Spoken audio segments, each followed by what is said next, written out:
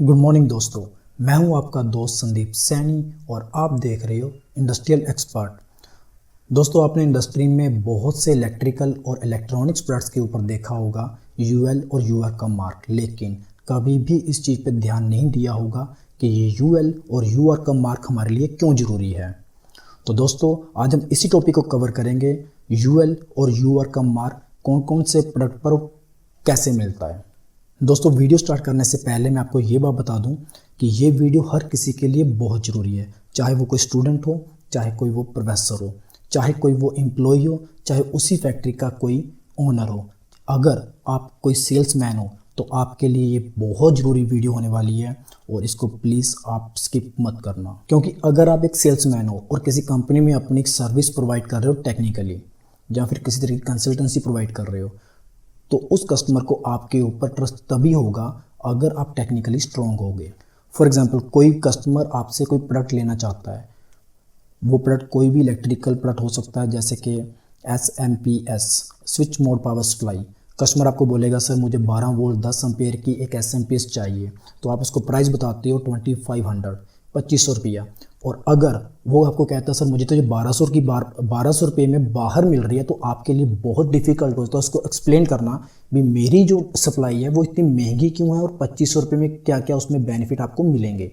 Mostly shopkeeper दो चीज़ें होती हैं, या तो शॉपकीपर को पता नहीं है, और अगर पता है तो वो आपको बताना नहीं चाहता।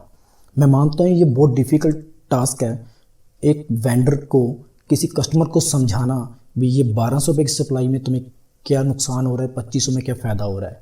लेकिन ये छोटी छोटी प्रैक्टिस ही आपको परफेक्ट बनाती है, और कल को किसी भी तरह का ऑर्डर मीन्स कोई बड़ा प्रोजेक्ट अगर आप की नज़र में है, उसको आप लीड करना चाहते हो, अगर आप ये प्रैक्टिस पहले कर लोगे तभी आपको इसका बेनिफिट मिलेगा, अदरवाइज आप उस प्रोजेक्ट से आउट हो जाओगे।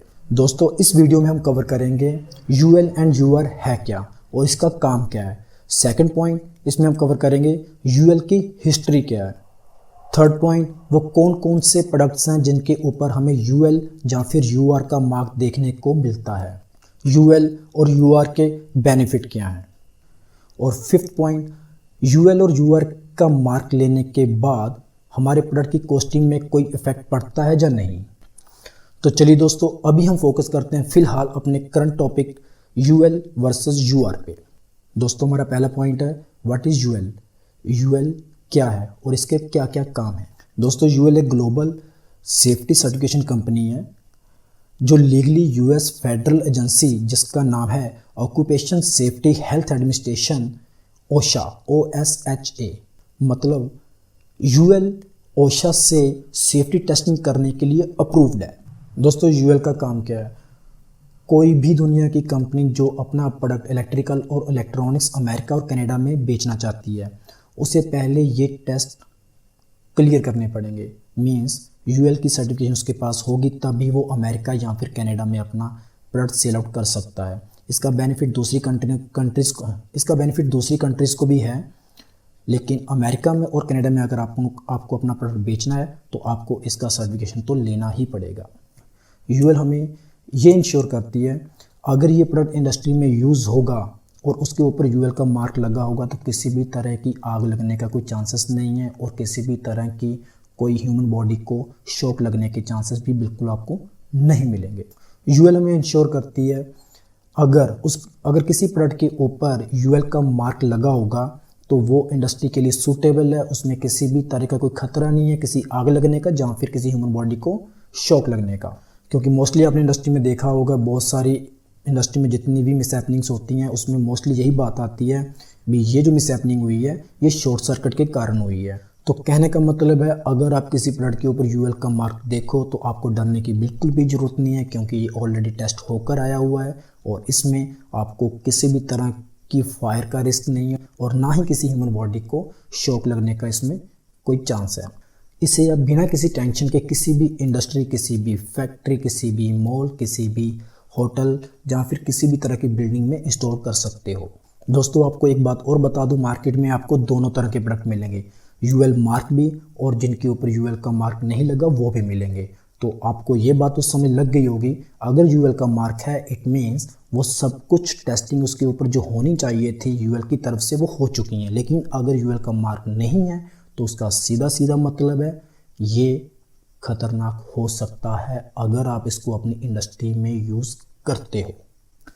दोस्तों ऐसा नहीं है, सिर्फ यूएल ही एक ऐसी कंपनी है जो सिर्फ ग्लोबल टेस्टिंग सर्टिफिकेशन प्रोवाइड करती है। ऐसी बहुत सी कंपनियां, लेकिन अगर आपने कनाडा और यूएसए में अपना प्रोडक्ट बेचना है तो आपको यूएल का सर्टिफिकेशन बहुत ज़रूरी है। तो दोस्तों फाइनली यूएल का मार्क हमें उन प्रोडक्ट के ऊपर मिलता है जो फाइनल प्रोडक्ट होते हैं। फाइनल प्रोडक्ट मीन्स पूरी तरह बन चुका है, अब उसको हम इंडस्ट्रीज़ में डायरेक्टली यूज़ कर सकते हैं, जैसे कि एमसीसीबी, कॉन्ट्रैक्टर, पीएलसी और भी बहुत सी आइटम्स हैं जिनके ऊपर यूएल का मार्क मिलता है। तो अब बात करते हैं हम हिस्ट्री की। दोस्तों UL formerly known as a underwriter laboratories, ये एक प्राइवेट नॉन प्रॉफिटेबल ऑर्गेनाइजेशन है। विलियम हेनरी मेर्लिल इसके फाउंडर थे जिन्होंने 1894 में इसकी स्थापना की थी। 125 से ज़्यादा कंट्रीज़ में ये अपनी सर्विस प्रोवाइड करते हैं। 12,000 से ज़्यादा एम्प्लॉय इनके साथ काम कर रहे हैं। 64 प्लस लेबोरेटरीज़ हैं और 46 प्लस कंट्री में इनके ऑफिस हैं। 1905 से लेकर 1979 तक इनका headquarter East Ohio Street, Chicago, Illinois, USA में था।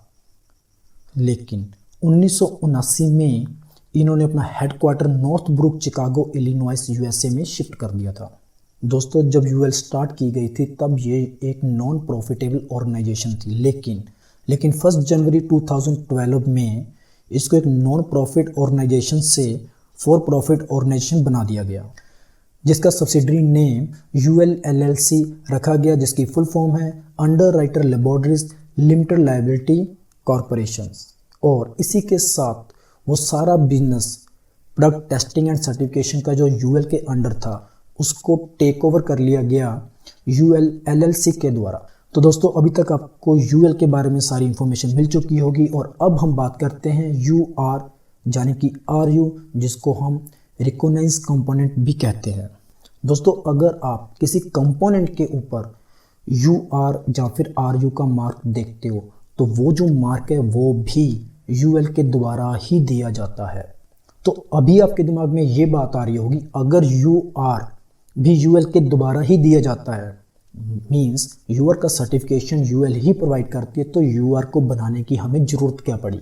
तो दोस्तों अगर आपने मेरी पहले वीडियो पूरे ध्यान से सुनी तो आपको पता होगा उसमें मैं हर बार किसी प्रोडक्ट की बात कर रहा हूँ, फुली फाइनल प्रोडक्ट की, जो आप डायरेक्ट एक इंडस्ट्री में यूज़ कर सकते हो। फॉर एग्जांपल मैं फिर दोहरा रहा हूँ, SMPS switch mode power supply.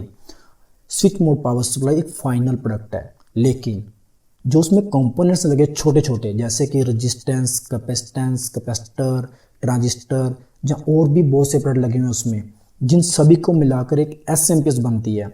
बस यही डिफरेंस है, जो यूएल मिलता है वो एक कंप्लीट प्रोडक्ट के ऊपर मिलता है, लेकिन जो यूआर मिलता है सर्टिफिकेशन होती है वो सिर्फ और सिर्फ कंपोनेंट्स पे होती है, क्योंकि सबसे पहले कंपोनेंट्स की टेस्टिंग होती है, सिंगल कंपोनेंट्स की। सपोज आपकी कोई कैपेसिटर है, कैपेसिटर को पहले टेस्ट किया जाता है ये प्रॉपर बना हुआ है या नहीं। अगर उसकी क्वालिटी अच्छी होगी और वो यूआर के स्टैंडर्ड से मैच होती है तो उसको आरयू या यूआर का सर्टिफिकेशन मिलेगा, और अगर वो नहीं होती तो वो यूएल जो मेन प्रोडक्ट है उसके लिए वो कभी चुना भी नहीं जाएगा।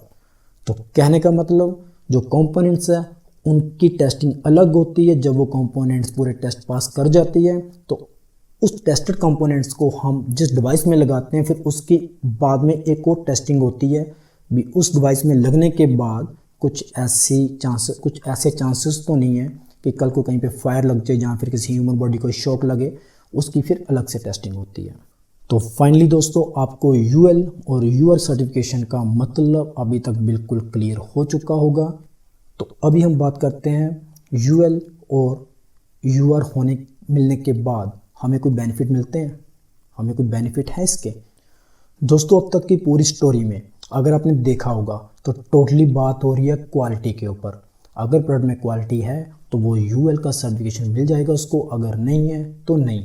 अगर क्वालिटी बेटर है तो इंडस्ट्री में उतनी ही कम ब्रेकडाउन आएगी, उतने ही कम एक्सीडेंट होंगे, और यही क्वालिटी जो आपको मिल रही है इसी क्वालिटीज़ की वजह से आपका प्लांट स्मूथली चलेगा और किसी भी तरह कोई मिसहैपनिंग नहीं होगी, जो आपके लिए बहुत बड़ा एडवांटेज होगा। रीज़न क्या है, अगर मान लो आपने उसमें कंपोनेंट्स अच्छे नहीं लगे किसी भी डिवाइस में और आपकी ब्रेकडाउन बार बार ब्रेकडाउन आ रही है, उसके कारण आपका जो फाइनेंशियल नुकसान होगा, जो आपकी प्रोडक्शन का नुकसान होगा, वो नुकसान हम लोगों को नहीं पता चलता। रीज़न क्या है, हम एक एम्प्लॉई हैं, जो ओनर है उसको पता है।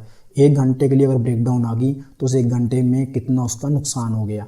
2500 रुपये की चीज़ नहीं थी जिसके लिए 50,000 का नुकसान हो जाएगा वहाँ पे।